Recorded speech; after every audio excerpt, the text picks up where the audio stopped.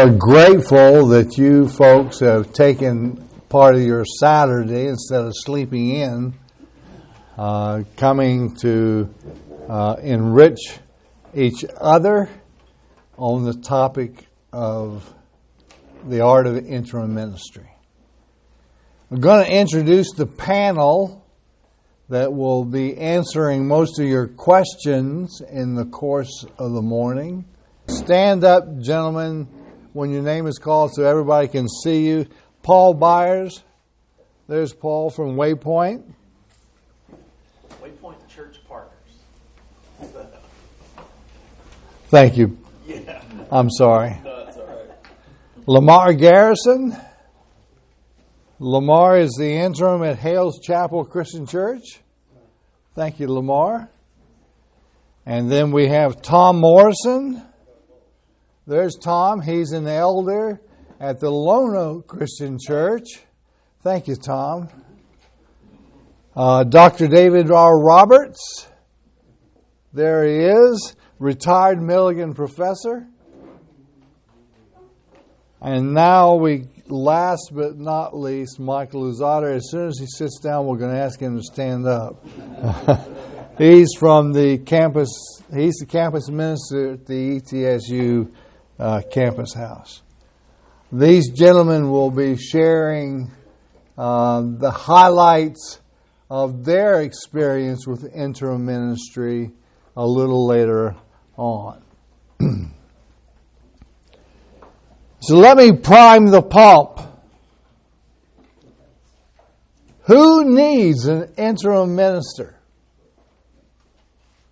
The church averaged about 800 plus, despite the rumblings and discord, until one Sunday morning, from the pulpit, a walkout began. The ministerial staff, the elders, and the deacons announced from the pulpit they were leaving. And they walked down the center aisle and out the church. They took with them all but 120 people.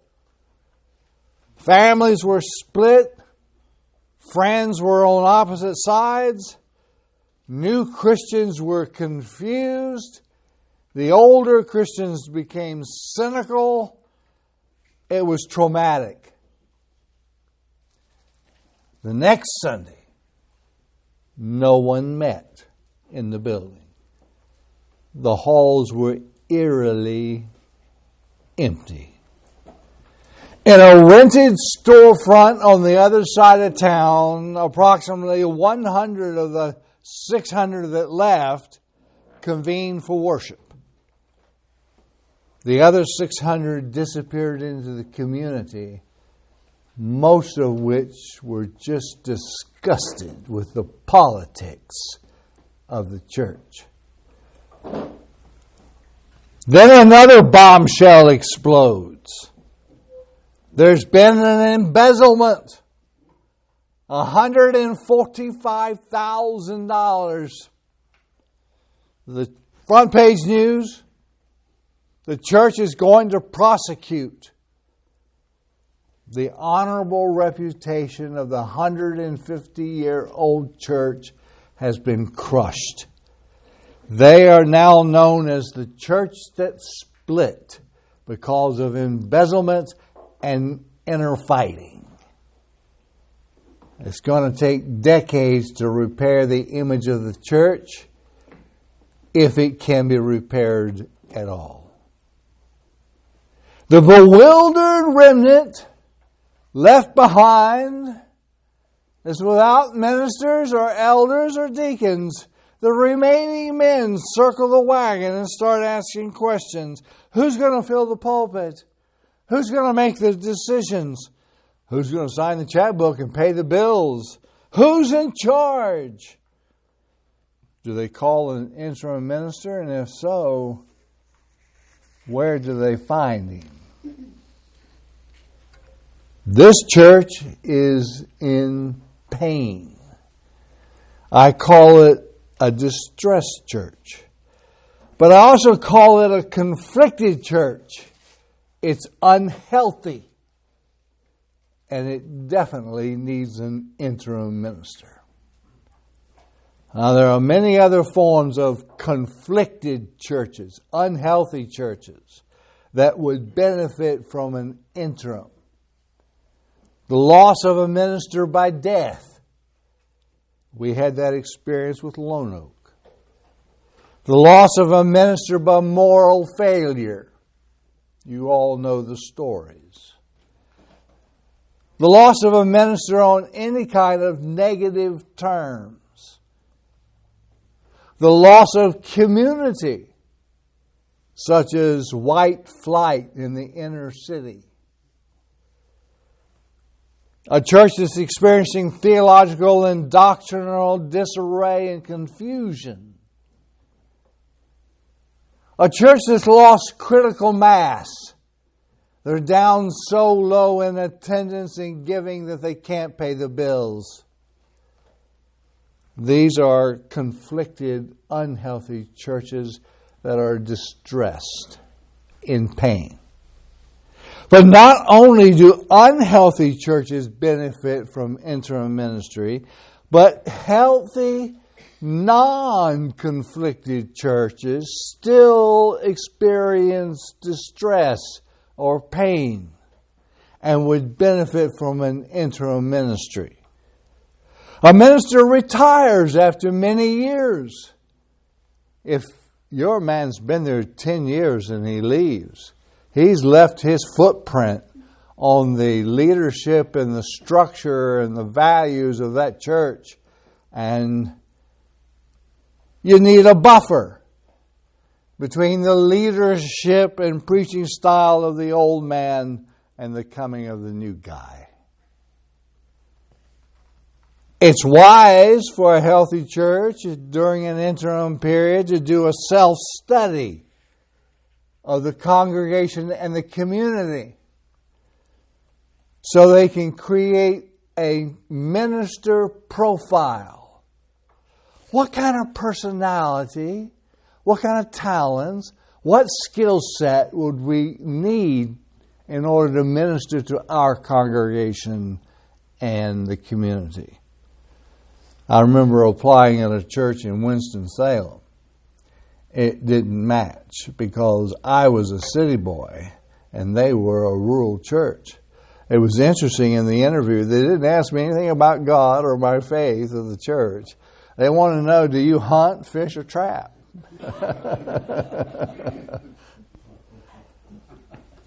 One of the best things about an interim ministry for a healthy church is that it gives them unpressured time to select the right guy. You don't want to be pushed into a corner where you can't take your time. And then you have churches that are very traditional and there's not much change. Nothing's changed in 50 years. You're using the same old hymnal.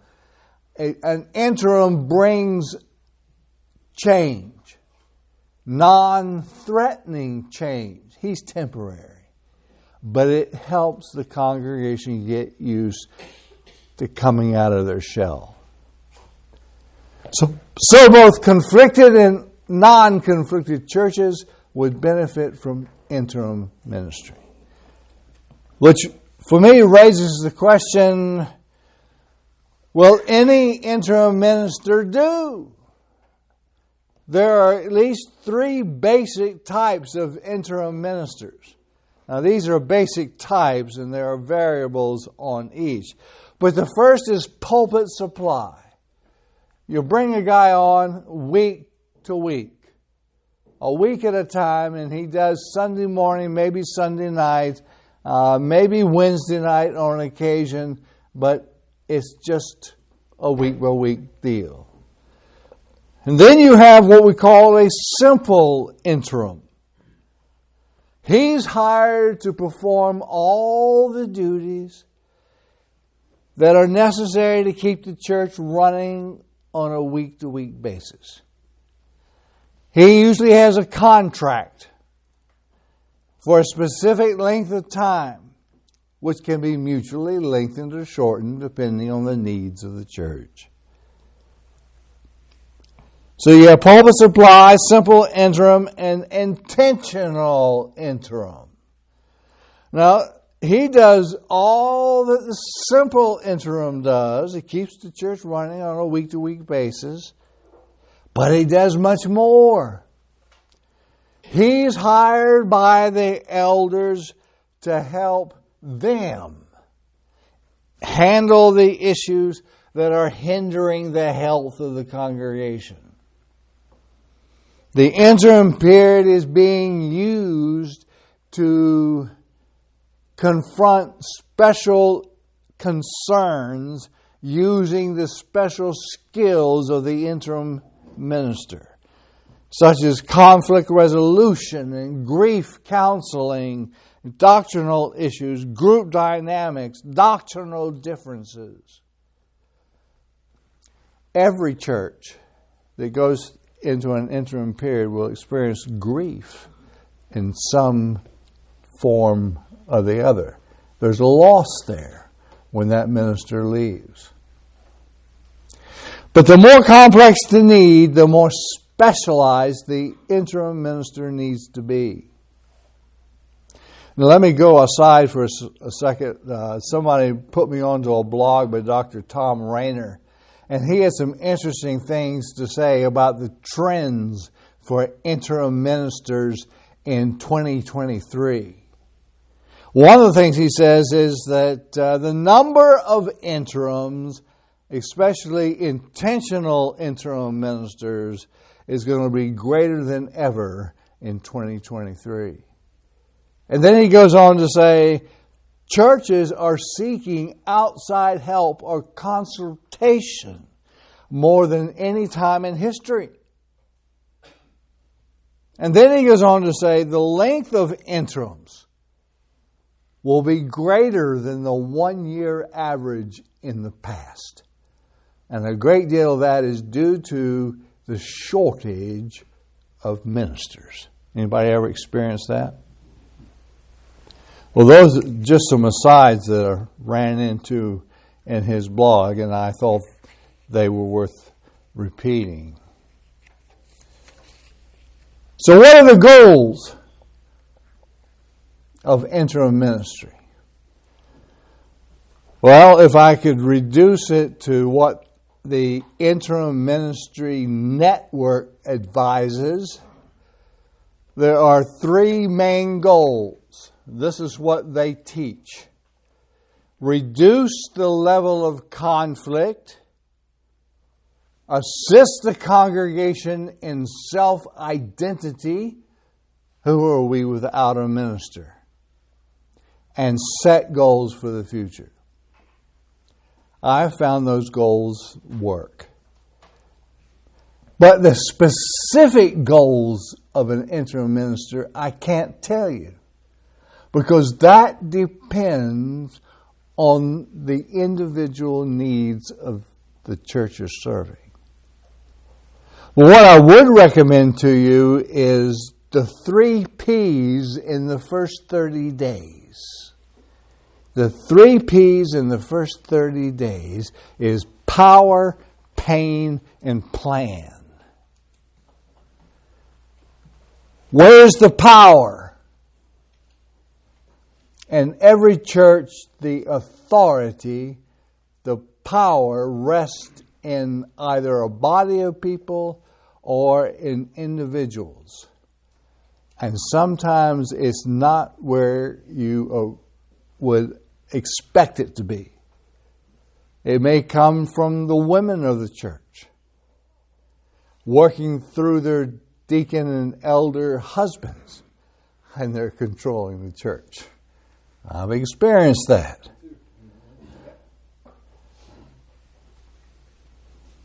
What is the root of the pain or distress or conflict that the church is going through? Find out what's causing the pain. Not the surface pain, but what's behind it. Understand the principle of linkage. The small symptoms that you see on the surface are linked to greater issues beneath the surface. And you need to find out what is really the root of the pain. And then, having determined what the pain is, and knowing where the power is, you devise a plan to work through the power structure that exists and address the pain. Of course, it gets kind of confusing when the power structure is the cause of the pain. But that's another seminar. The goals of interim ministry, generally speaking, can be reflected on a maintenance change continuum. On the maintenance end of the continuum, there's very little change. In fact, you basically mothball the church until the new man comes, and then hand it over to him as a package deal. On the change end of the continuum, the interim minister is a change agent, introducing change and deliberately addressing problems through the leadership.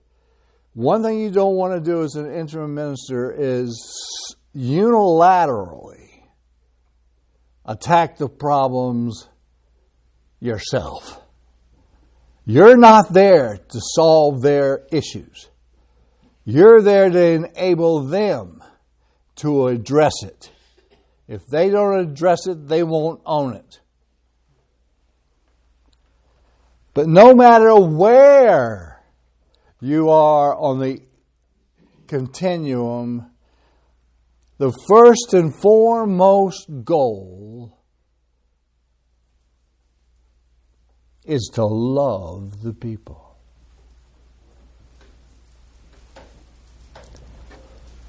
Sounds simple, doesn't it? But it's hard. You may not like where you find the congregation on the continuum. Where they are on the continuum might not match your personality or where you are on the continuum. But if you're going to love them, you love them where they are. One interim minister said, either the change-oriented interim minister is needed wherever the previous minister beat up the congregation or where the congregation beat up the minister. Love is going to be required to resolve the issue.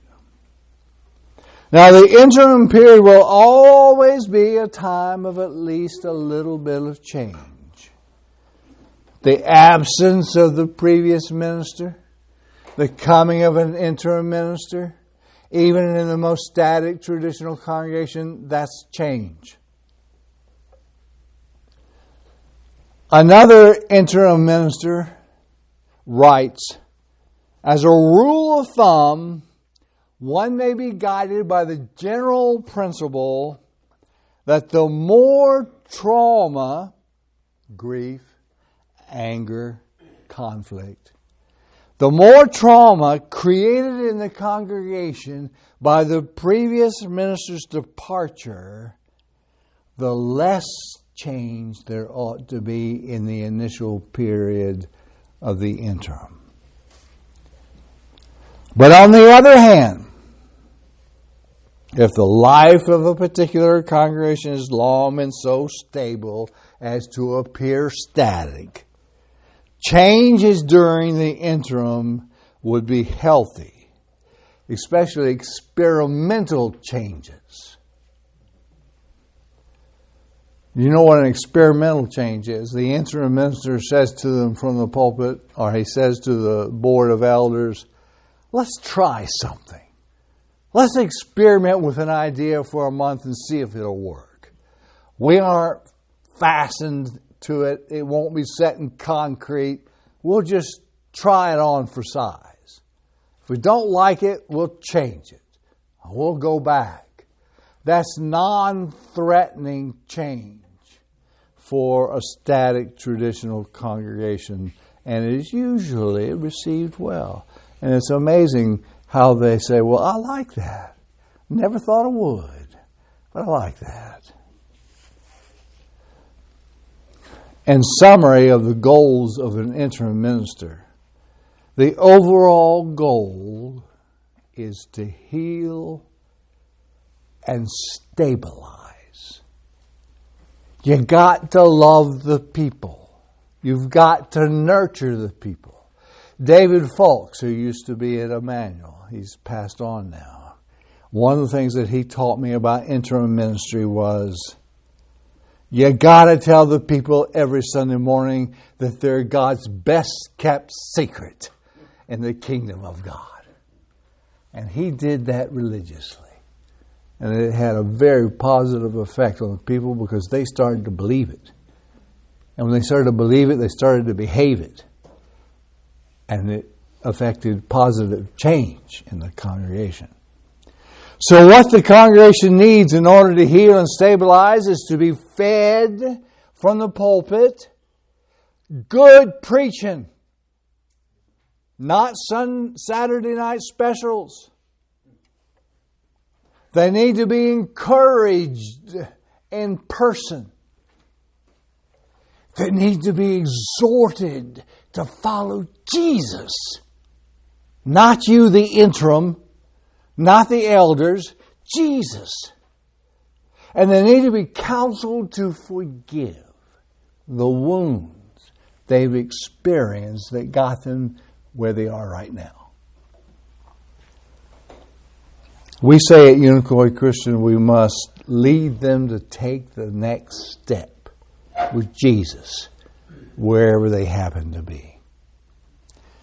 Okay, we're going to change to qualifications for interim ministry.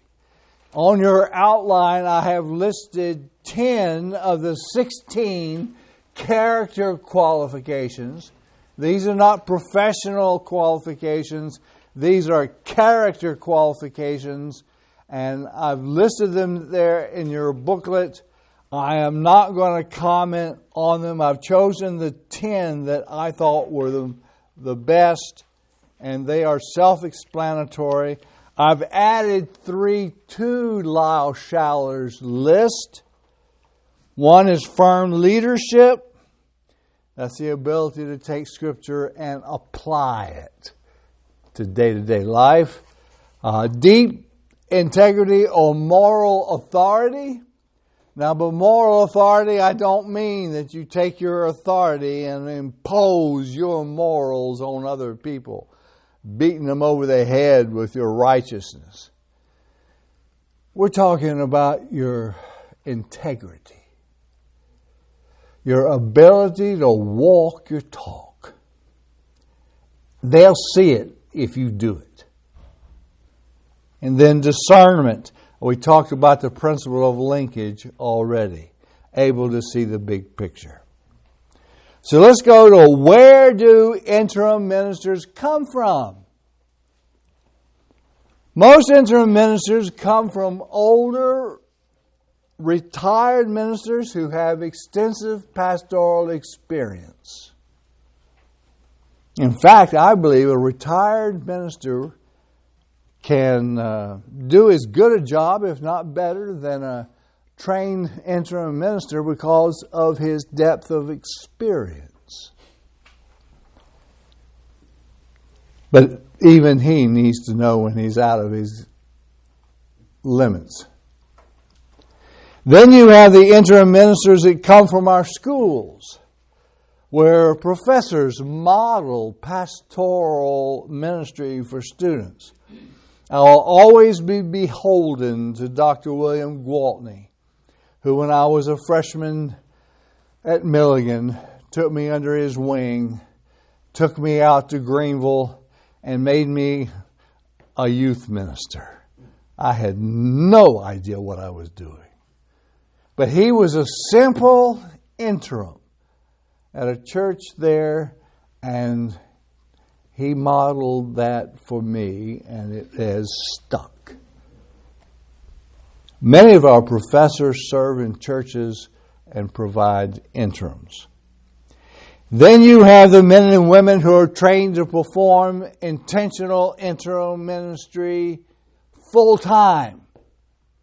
Our denominational brethren have a host of these guys on staff that they send to the various churches.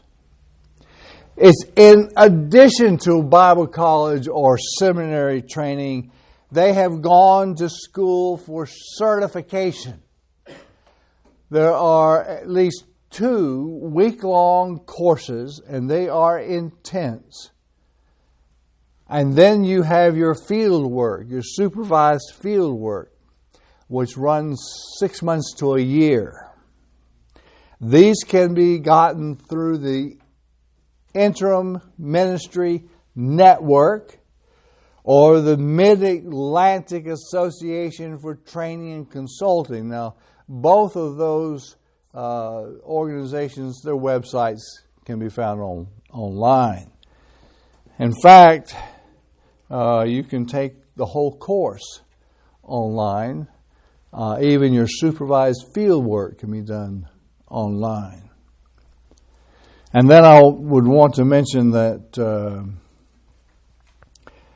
in multiple staff churches, sometimes the senior minister leaves and it is the associate minister who fills in and becomes the interim, another source of interims. There's a whole library of books on interim ministry put out by the Alban Institute. The Alban Institute was founded in 1974 by Lauren Mead. And I put some of the books on the table for you to take a look at during discussion time. They are my books, so they're not free to take. But I put them there just for your perusal. These works can be ordered online as well. So let me summarize. Let me give you a brief theology of interim ministry. It's a transitional time. Even in the transition between Old Testament and Jesus' ministry, you know John the Baptist appears as a type of interim, preparing the way for the one who is mightier than I. And you know, John's mission was to prepare the people, get them ready to receive Jesus when he arrived. A lot of questionable behavior and thinking had to be changed. And therefore, John preached a message of metanoia, change of mind, repentance. I believe, in my experience, that an interim period is a time of making ready. A time of searching the inner life. A time of clarifying values, identity, and renewing your commitment as people of God. And sometimes the interim minister has to lead the call to metanoia, to repentance from sins of commission and omission. I don't believe there's a congregation out there that is so perfect that they don't need a period of repentance at some time. And so I think the interim period is a valuable time to do that. So you have the call to metanoia, but then you also have the theme of diakonia. The pastor's role is a servant role, but it is also an enabling role. It's not his ministry. It's the ministry of the whole congregation. During the interim time, quite often churches put servanthood on the back burner. They put it on hold. Programs are scaled down or suspended until the new minister comes. He'll take care of it when he comes. The interim minister does well to remind the people that they are the ministers of the congregation. Every member is a minister or servant. Those two words are the same. The whole church, with or without a minister, still has a responsibility to worship God, serve one another, and be winning people to Christ. Your role as an interim minister is to enhance, to facilitate, and encourage the congregation to meet their responsibility.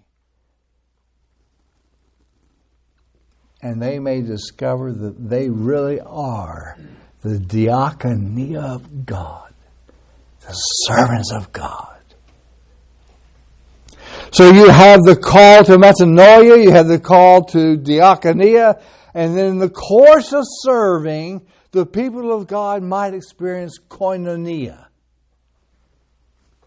Roger Nicholson explains that mutual involvement in diaconia, or serving one another, brings about koinonia.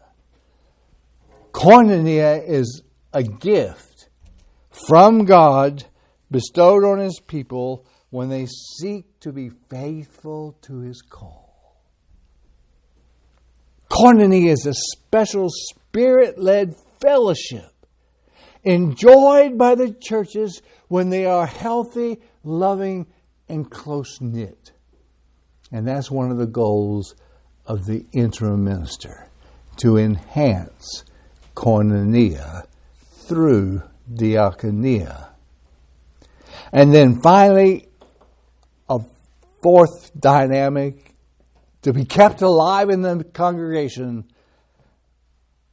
is the kerygma. The church exists for what? The proclamation of the gospel of Jesus the Christ. This charismatic challenge becomes most problematic when the church starts drifting during the loss, absence of the minister. An interim minister must see that the task of proclaiming the gospel, whether in the pulpit or in the community or person to person or overseas, is not put on hold for the lack of a professional regular minister. So what have I said? The role of the intentional interim ministry can be summarized in the call to metanoia, the enabling of diaconia, the cultivation of koinonia, and the practice of kerygma, the proclamation. You may have questions. Write them down in your journals that are provided for you there on your outline, and you'll have an opportunity to address the panel or myself with those questions shortly. But first, we want to ask the panel if they would come up and take a seat. All right, gentlemen. We'll start with Mike Luzotter. Congratulations. My name is Michael Luzader. I get to be the campus minister with Christian Student Fellowship at ETSU. I've been there almost 24 years. My status with interim ministry has really come about because of relationship. Part of my job requirement as a campus minister is to get to know the supporting congregations, and so because of that relationship, I've occasionally been invited to preach probably at almost all the Christian churches in Upper East Tennessee at one time or another. Maybe for a missions celebration, which is most often the way, or sometimes just through relational means. If the minister's out of town, I'm called.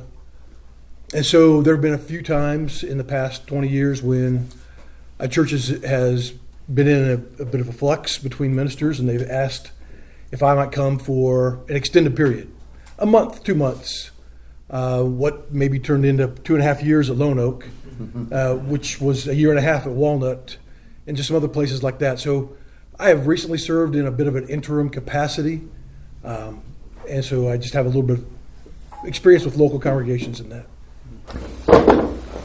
Thank you, Mike. So now we'll hear from Dr. Roberts.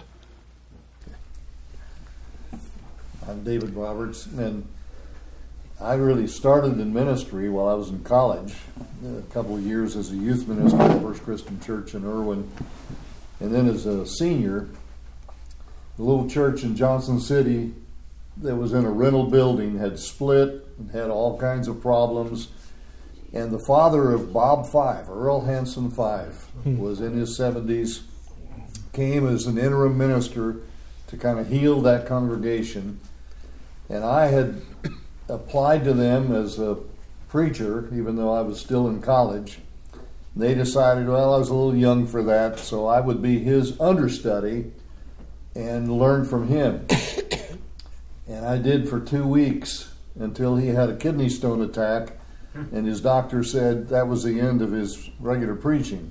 And all of a sudden, I was the preacher. And we built a building my senior year of college and finished it the year after, and then I went on to seminary. But that was the beginning of my jump in the water and learn to swim experience as a minister. But I served a little church while I was in seminary at Southern Baptist in Louisville, and then served 14 years at church in Indianapolis, the Traders Point Christian Church, which at that time was a country church, about 250, 300 people, grew to about 500, and had started 3 congregations while we were there. And then after I got out of the way, they grew to several thousand and 5 or 6 locations and so forth. But I came to teach at Milligan in 1982. In 1984, the Boones Creek Church had lost their minister. David Weed had been there for a number of years and moved to Nashville, and they needed an interim minister. So I began in June of 84, and that summer really jumped in and worked with the church, although I was working with interns here at the college. But when school began, I realized I couldn't do what I'd always done for years in full-time ministry while I was a full-time teacher here. And so I went to the leaders of the congregation and said, I want to serve, but I can't do all that.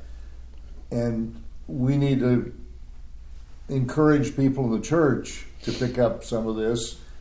And lo and behold, the congregation really began a pastoral care ministry. A lot of people began to learn to visit nursing homes and shut-ins.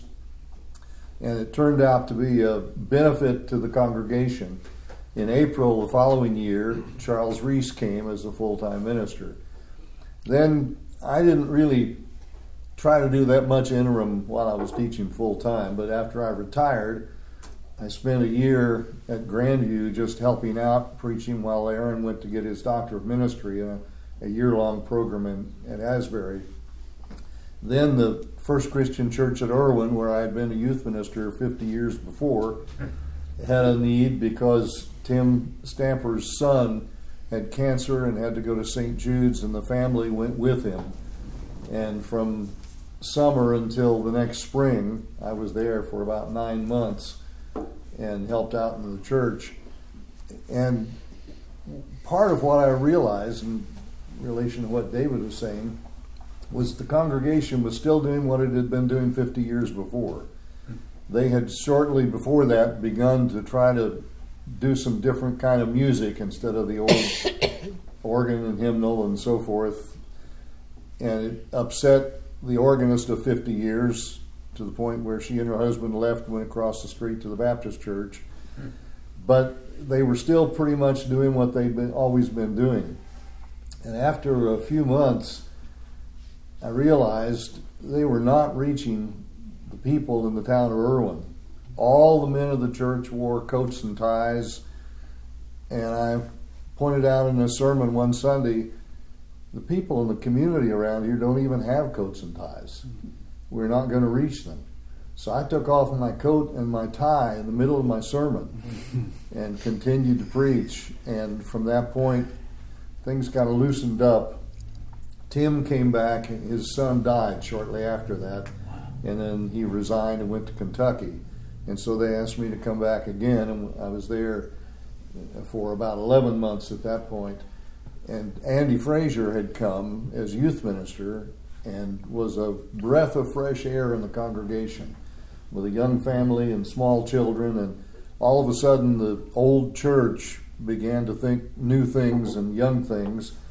And then when Todd Edmondson came at the end of that time, the church has really strengthened as far as new members and a much more solid growth. So that's kind of my experience in interim ministry. And at this point, I just try to be available, and I've done some supply preaching, as Mike was saying, a few times here and there and so forth, but I'm mostly just observing and being available. Thank you, Dr. Roberts. Tom? My name's Tom Morrison. I'm an elder at Lone Oak Christian Church and have been there with them for about 40 years. In 2019, we had the unfortunate experience in October of our pastor dying. And he had struggled with colon cancer for, I think it was about 8 years. He battled that, which is really about 4 years beyond the typical life expectancy of somebody with his stage 4 cancer. But at that time, he had had periods off and on where he could not be in the pulpit. So we had garnered a list of ministers that we could go to fill the pulpit from Sunday to Sunday.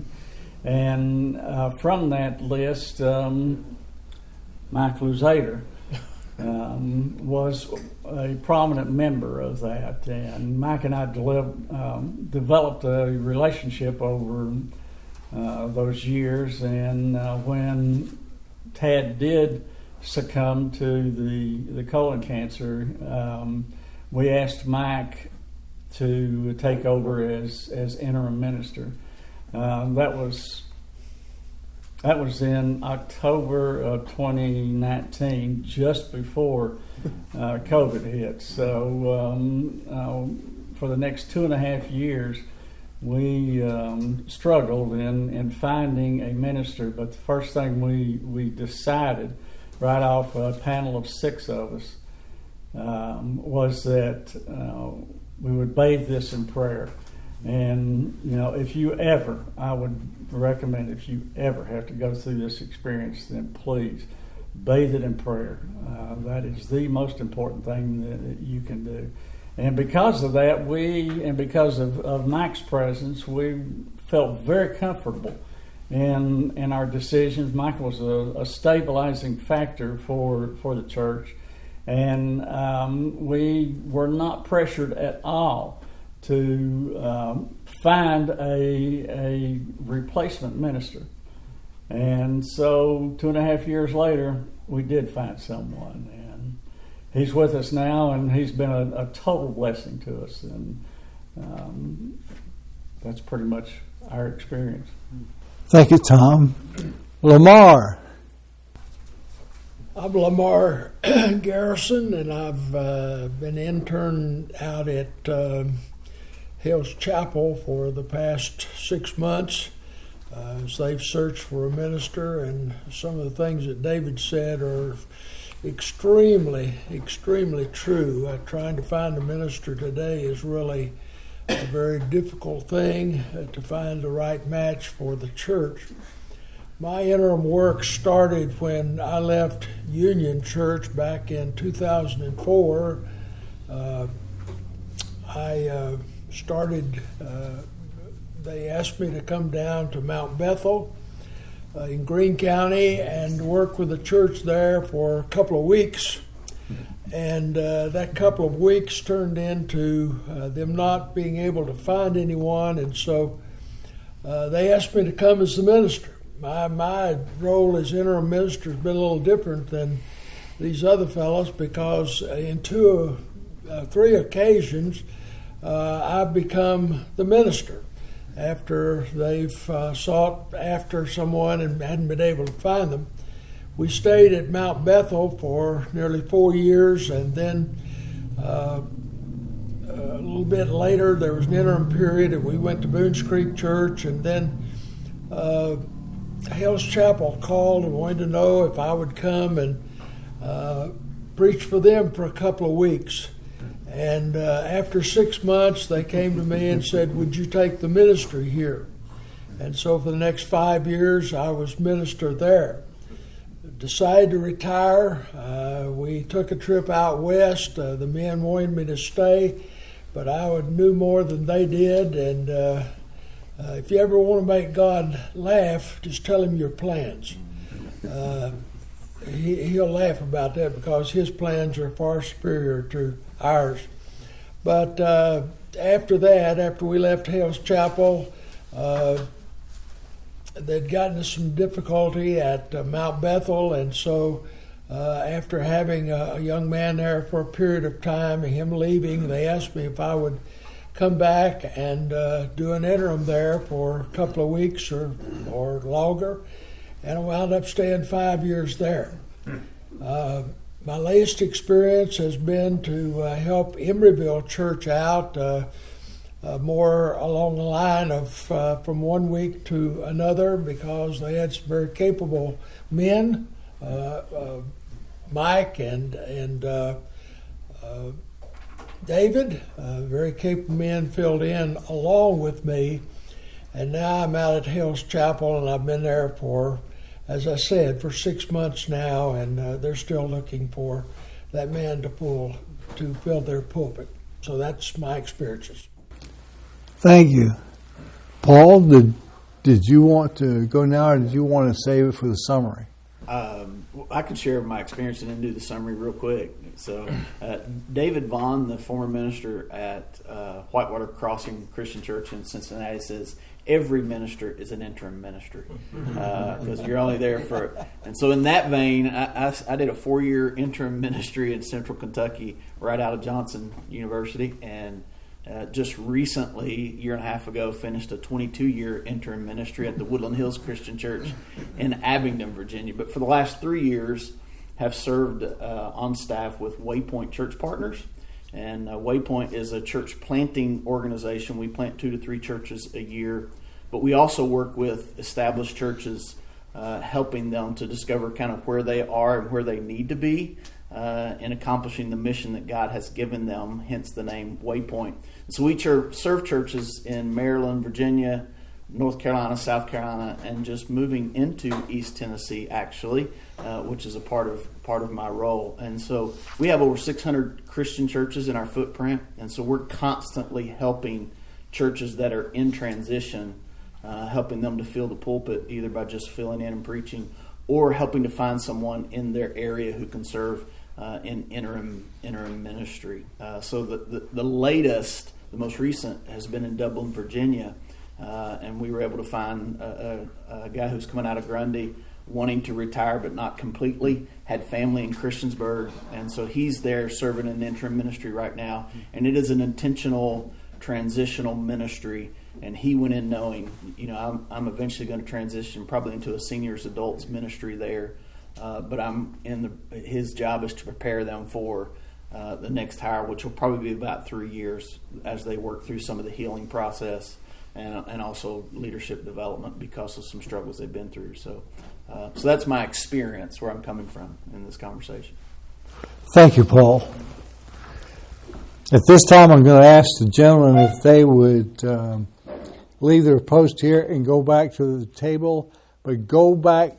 Do not sit at the same table with each other. We need to spread you out.